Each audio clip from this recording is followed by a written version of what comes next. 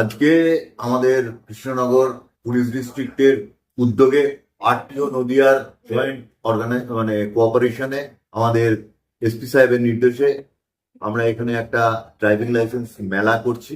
যে মেলায় in general তাতে আমাদের পুলিশের স্টাফ, সিভিক ভলেন্টিয়ার এবং জেনারেল পাবলিক তারা এখানে অনলাইন লার্নার লাইসেন্স করতে পারবে। তারপরে তাদের ভবিষ্যতে পার্মানেন্ট লাইসেন্সের জন্য আমরা ডেট দিয়ে দেবো। সেখানে আরটিও অফিসে গিয়ে যা যা আইনগত ফর্মালিটিস আছে সেইগুলো করে তারা পার্মানেন্ট ড্রাইভিং লাইসেন্স পাবে। তো এখানে আমরা যেহেতু এটা করছি যাতে সাধারণ মানুষের মধ্যে এবং আমাদের পুলিশ কর্মচারী তারা সহজে ড্রাইভিং লাইসেন্সটা পেতে পারে, সেই হিসাবে আমরা এখানে ড্রাইভিং লাইসেন্সের মেলাটা আয়োজন করেছি সদর ট্রাফিক অফিসে। এই মেলায় আমাদের আরটিওর সঙ্গে আমাদের পুলিশ কর্মচারীরা, আরটিও নদিয়ার সঙ্গে আমাদের পুলিশ কর্মচারী, সদর ট্রাফিক অফিসের এবং আমার ডিএসপি ট্রাফিক অফিসের যারা পুলিশ কর্মচারী তারা একসঙ্গে যৌথ উদ্যোগে কাজ করছেন।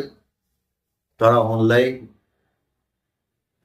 লাইসেন্স করার যে প্রক্রিয়া সেইটা তারা চালু রেখেছেন। আজকে সকাল 10টা থেকে এটা শুরু হয়েছে, বিকেল 5টা পর্যন্ত এটা চলবে। দেখা যাক, আমরা আশা করছি যে 200-র কাছাকাছি আমরা ড্রাইভিং লাইসেন্স দিতে পারব। এখানে থেকে করলে কি এক্সট্রা কোনো ফেসিলিটি পাওয়া যাবে?